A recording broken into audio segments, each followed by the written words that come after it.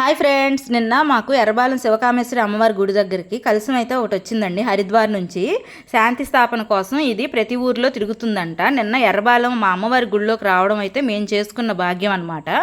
మా ఫ్రెండ్ వాళ్ళ ఇల్లు అమ్మవారి ఇంటి దగ్గరే, అందుకని ఆవిడ ఫోన్ చేసి మీరు కూడా రండి అదృష్టానికి అని చెప్పేసరికి నేనైతే వెంటనే వెళ్ళాను. ఆ కలశాన్ని ఆవిడైతే జాగ్రత్తగా ఇంట్లోకి తీసుకొచ్చి ఆవిడ పూజా మందిరంలో అయితే పెట్టారు. అక్కడి నుంచి మేమందరం అయితే గాయత్రి చాలీసా భజనలు అయితే చేసుకున్నాం.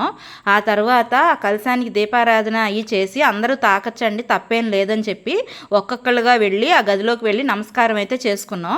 ఆ తర్వాత మా ఫ్రెండ్ ప్రసాదాలు చేయించారు.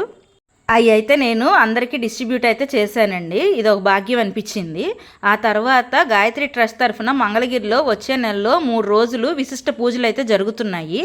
దాని సందర్భంగా ఒక్కొక్కరికి కలశాలు అయితే ఇచ్చారు. తర్వాత కలశం వెళ్ళిపోతున్నప్పుడు మళ్ళీ మా ఫ్రెండ్ జాగ్రత్తగా బయటకు అయితే తీసుకొచ్చారు.